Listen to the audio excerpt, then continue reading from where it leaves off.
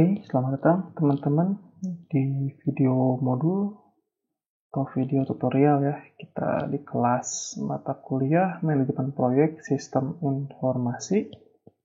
Masih bersama saya Gelar Aditya Pratama dan saya buat video ini untuk Politeknik Diksi Ganesha Bandung. Kita masuk ke pertemuan ke-10 dan membahas tentang WBS ya, dan juga Gantt. Jadi WBS ini sebenarnya adalah sebuah breakdown dari sebuah scoop yang sudah disepakati. Jadi dari scoop itu kita bisa bikin detail dari masing-masing pekerjaannya. Ini yang kita bahas di pertemuan ke-10 ini ya. Oke, mungkin kita mulai aja langsung. Apa yang kita bahas? Pertama, sebelumnya kita ada membahas tentang pengertian deliverable ya. Jadi sebelum membahas mengenai WBS, kita pahami dulu makna deliverable satu proyek. Pertama, deliverable itu adalah produk atau jasa akhir yang dihasilkan dari suatu proyek. Namanya deliver ya, berarti kan apa yang dikirim atau apa yang diselesaikan, apa yang dikasih gitu kan ya. Jadi kalau kita bikin sebuah produk, maka hasilnya adalah produk itu sendiri. Tapi kalau kita mengerjakan hanya jasa, berarti jasanya yang akan kita berikan kepada klien. Seperti itu ya. Jadi apabila deliverable dan sub-deliverable disusun secara hierarki dan diberi penomoran secara sistematis, maka akan terbentuk sebuah diagram yang kita sebut tadi Gantt tadi ya.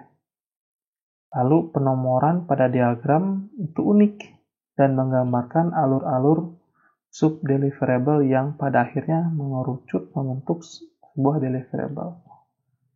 Jadi output dari proyek yang kita kerjakan, mau itu proyeknya adalah sebuah produk atau jasa yang saya bilang tadi, adalah yang kita kasih kepada klien.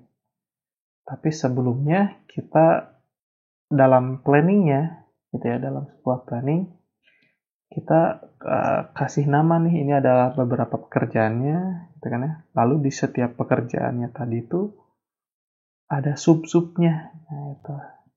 Jadi yang kita akan lakukan di WBS ini adalah kita mendetailkan pekerjaan-pekerjaan itu atau apa yang nanti akan di-deliver ke klien. Seperti itu ya. Kita lanjut, nah ini baru kita masuk namanya WBS atau singkatannya dari Work Breakdown Structure. Jadi namanya juga breakdown ya, berarti adalah mendetailkan struktur yang terdetailkan lah, kurang lebih seperti struktur kerja yang didetailkan. Jadi WBS adalah penguraian atau pembagian proyek secara detail menjadi aktivitas yang hierarkis, di mana setiap aktivitas ini akan dialokasikan kepada pelaksanaan masing-masing. Dengan kata lain, suatu proyek yang besar akan dibagi menjadi tas yang lebih kecil. Jadi seperti itu ya. Jadi kalau kita lihat, anggaplah kita mengerjakan sebuah proyeknya itulah produk. Produknya adalah membuat sebuah aplikasi atau software. Maka kita harus membagi pekerjaan pembuatan software itu menjadi sebuah tas-tas yang lebih kecil. Kalau kita lihat, kalau dari scope ya, mungkin ada analisis, ada desain, ada coding, ada testing, dan implementasi. Nah, masing-masing dari item tersebut kita buat detailnya. Misalkan di desain. Desain apa? Kita buat tasnya, desain halaman login, desain halaman utama atau dashboard, desain halaman input. Jadi itulah yang kita buat di WBS atau Work Breakdown Structure. Kita membuat benar-benar detail dari setiap pekerjaannya, sehingga menjadi tas-tas yang lebih kecil. Oke, seperti itu. Kita bisa lanjut dulu. Ada juga nih SDLC, ini mungkin sudah paham juga ya SDLC itu, atau Software Development Life Cycle. Satu cycle-nya itu adalah itu setiap sistem informasi memiliki metode khusus mulai dari awal pengembangan sampai dengan produk jadi, yang disebut siklus atau cycle ya. Juga pengembangan jadi SDLC itu jadi satu lingkaran atau satu siklus ya, pengembangan software. Salah satu model yang banyak digunakan adalah waterfall. Ada juga model agile ya. Ada juga yang rapid ya, ada juga yang extreme programming. Banyak sih model-model, tapi banyak. Yang paling umum adalah waterfall. Waterfall itu dari mulai analisis, desain, itu turun ke bawah. Itu berundak seperti turunnya air terjun. Makanya disebut waterfall karena dia makin turun gitu kan. Satu task bisa dikerjakan kalau task lain sudah beres. Itulah yang disebut waterfall sih. Demikian juga penerapan WBS adalah berdasarkan SDLC.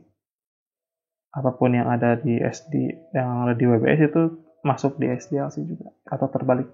Apa yang ada di SDLC itu juga ada di WBS. Jadi poin-poin task atau poin-poin pekerjaan itu sama kurang lebih. Oke, lanjut mungkin ya. Nah, jadi kalau prinsip dasar dalam menjalankan WBS, atau kalau dalam bahasa WBS ya, tapi karena di Indonesia mungkin kita sebut saja WBS. Pertama ada nomor poin 1 adalah aturan 100%. Aturan ini itu menegaskan bahwa dalam menyusun WBS harus memasukkan seluruh lingkup dan deliverable proyek yang telah didefinisikan sebelumnya. Jadi semua scope itu masuk ke dalam WBS. Nggak boleh ada yang nggak ada. Semua scope harus masuk. Termasuk mungkin di akhir ada deployment gitu ya. Itu pun harus masuk. Atau ada testing gitu kan ya. Atau mungkin ada launching mungkin ya, seperti itu harus masuk juga. Karena itu sebuah poin penting yang nanti akan diukur. Mungkin diukur waktunya. Dan juga diukur siapa yang mengerjakan. Jadi aturan 100% itu ya udah seluruh yang ada di scope kita masukkan ke dalam WBS ini. Selanjutnya nomor 2-nya adalah hubungan antar bagian yang eksklusif. Jadi setiap bagian atau komponen dari WBS tidak boleh tumpang tindih dalam hal lingkup kerja yang merupakan bagiannya. Hal ini harus dihindari karena dapat menyebabkan duplikasi pekerjaan dan kerancuan dalam perhitungan durasi maupun sumber daya. Nah, ini ada istilah tumpang tindih. Jadi kalau misalkan kita resource orangnya ya, atau sumber daya orangnya itu hanya ada satu, maka pekerjaan itu tidak boleh secara paralel. Karena orangnya hanya ada satu. Jadi pekerjaan satu dulu dibereskan, baru kita bisa mengerjakan yang keduanya. Jadi tidak boleh tumpang tindih pekerjaan seperti itu. Kecuali resource kita punya lebih dari satu. Bolehlah pekerjaan itu dilakukan secara paralel. Jadi pekerjaan satu dilakukan oleh orang A dan pekerjaan 2 dilakukan oleh orang B. Jadi itu tidak ada tumpang tindih karena masing-masing orang mengerjakan hal yang berbeda. Tapi yang tidak boleh di dalam WBS ini adalah tumpang tindih orang, juga tumpang tindih pekerjaan. Oke, mungkin kita lanjut. Poin nomor 3 adalah rencanakan hasil yang ingin dicapai, bukan pelaksanaannya. Jadi dengan berorientasi pada hasil atau deliverable, maka WBS akan lebih terstruktur dan memenuhi semua kriteria yang telah ditentukan dalam lingkup proyek sehingga akan memenuhi aturan 100%. Jadi hasilnya apa itu kita sudah rencanakan dahulu gitu kan.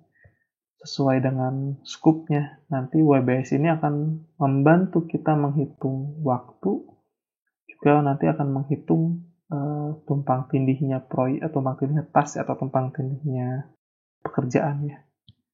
Seperti itu. Jadi dengan merencanakan menggunakan WBS ini akan terlihat berapa lama proyek ini dikerjakan, berapa orang butuhnya gitu kan ya. Di sini akan lebih membantu kita mengestimasi hasilnya seperti itu.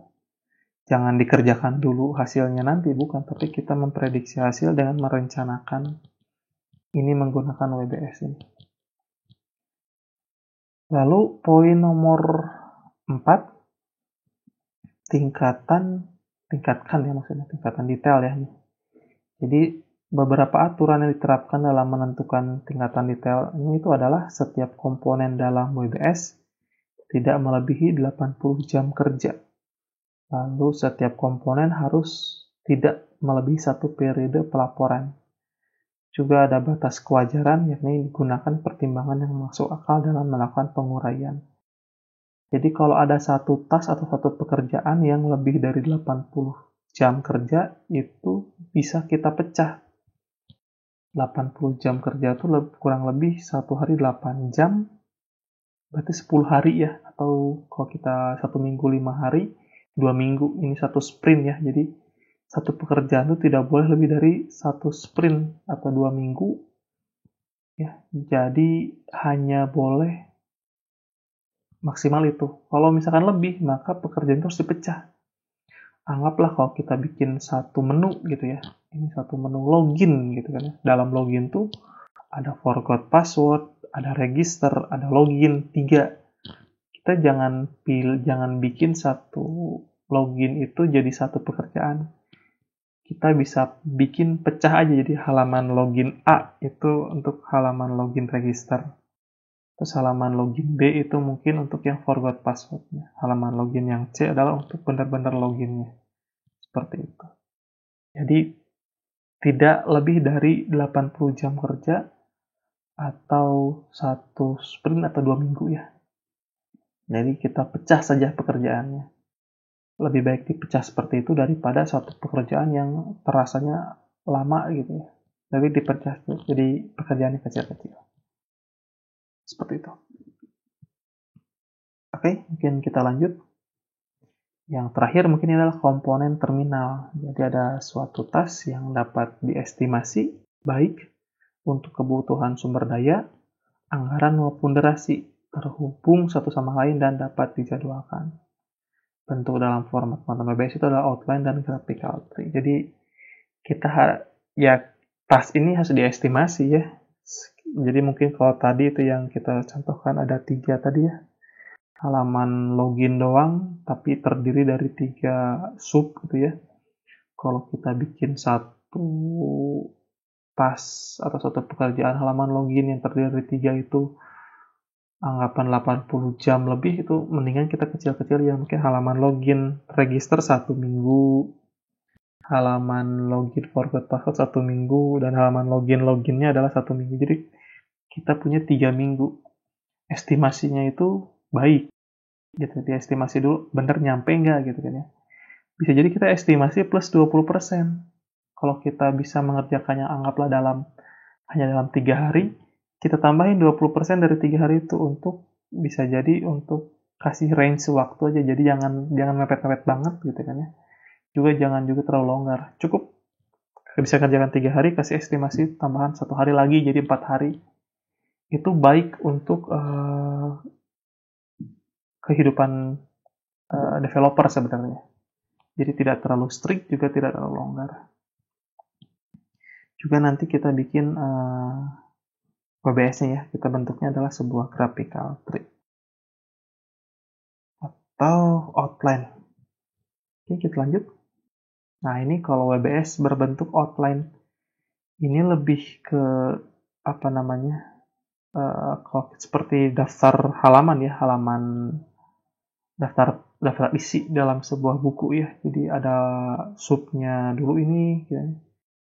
Kita bikin seperti ini, ada subnya adalah sub nomor 1, 2, 3, atau jangan, ini adalah parent-nya, ini adalah child-nya, ini adalah cucunya gitu kan ya. Atau kalau dalam struktur pohon itu adalah ini adalah batang, ini cabang, ini ranting, lalu di sini adalah daunnya lah, seperti itu ya. Jadi kita punya strukturnya seperti ini. Bahkan ini level 0, level 1, ini level 2, ini level 3. Gitu. Jadi kita berlevel-level. Bisa sampai level 5 dan seterusnya bisa. Jadi sebagaimana banyaknya kita bisa mendetailkannya. Kalau misalkan di atas ada pembuatan website ya. Di sini ada development-nya, ini ada back-end-nya, di sini adalah database implementation. Bisa jadi database implementation ini bisa dipecah lagi. Tabel apa gitu ya. Jadi tergantung kebutuhannya. Tapi WBS yang kita bentuk adalah benar-benar seperti ini. Kita mendetailkan masing-masing task itu sampai bisa jadi 3-4 level kayak gitu. Seperti ini ya. Cukup bisa dipahami ya. Mungkin ini contoh yang di breakdown-nya adalah nomor 4, tapi enggak 1, 2, 3, dan 5 pun tetap harus kita breakdown. Yang bisa membreakdown-nya ya mungkin project manager. Project manager kan yang mengetahui keseluruhan project ya, jadi dia tahu scope-nya gimana, juga dia tahu bagaimana cara nge-breakdown-nya. Oke, seperti ini untuk yang WBS bentuknya outline. Sedangkan ini WBS dalam bentuk tree ya. Atau kalau ini lebih kayak struktur organisasi seperti itu ya. Tapi konsepnya sama. Jadi value-nya pun nilai isi-isinya pun sama. Tidak beda ya. Kita lihat dari site development juga turun seperti ini lalu turun lagi.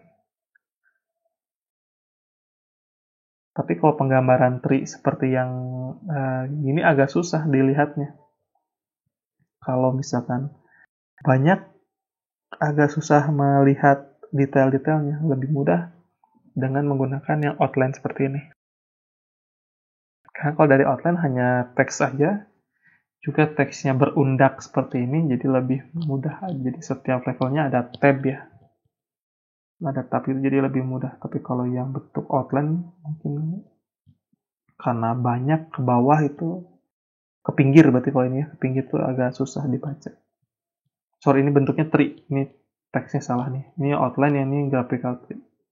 Ini graphical tree ya. Ini salah penulisan aja. Nah, selanjutnya yang kita bahas adalah Gantt chart. Jadi Gantt chart itu turunan dari WBS juga sebenarnya. Gantt chart dibuat oleh H.L. Gantt ya, tahun 1971, yang merupakan visualisasi chart yang digunakan untuk menggambarkan jadwal dari pekerjaan atau proyek terhadap kalender. Kalau yang tadi adalah pendetailannya, ini mendetailkan sebuah pekerjaannya. Tapi kalau ini adalah yang menggambarkannya adalah pekerjaan yang tadi terhadap sebuah kalender. Gantt chart menggambarkan tanggal mulai dan berakhir dari terminal elemen dan ringkasan elemen proyek, serta menunjukkan hubungan yang terdapat antara semua fase atau tingkatan pekerjaan.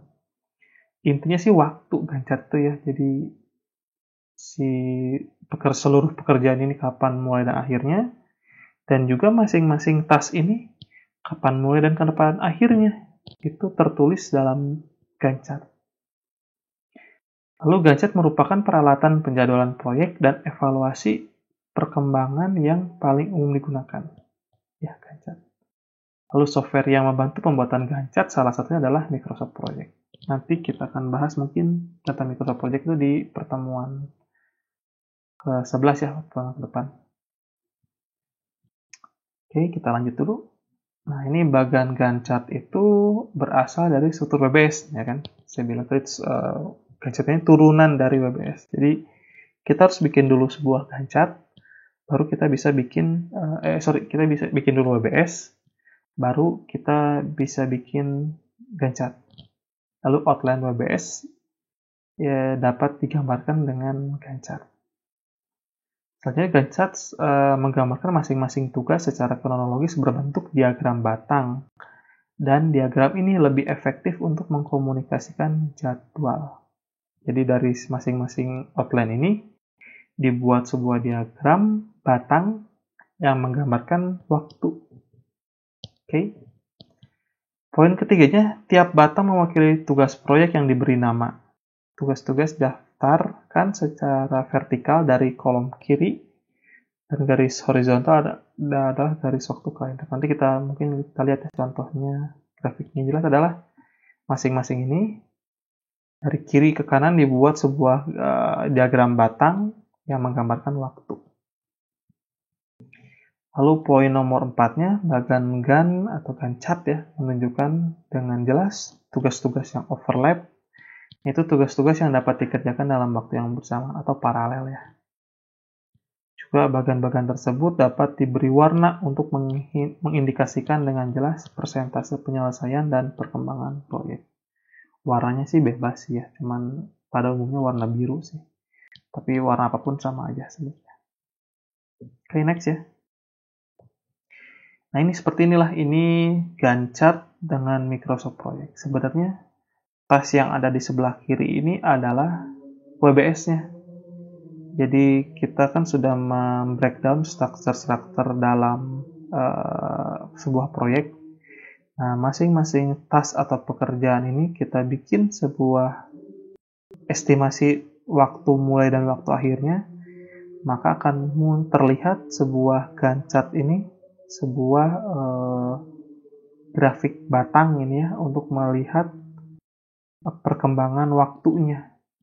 Kalau di sini terlihat adalah satu pekerjaan belum bisa dikerjakan kalau pekerjaan lain belum selesai. Jadi ini lebih ke serial ya, tidak ada yang paralel.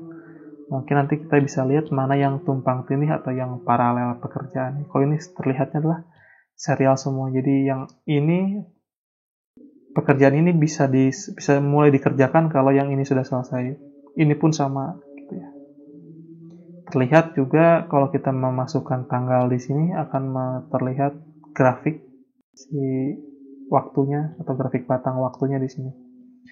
Di atas sini ada kalender ya, kalender waktu.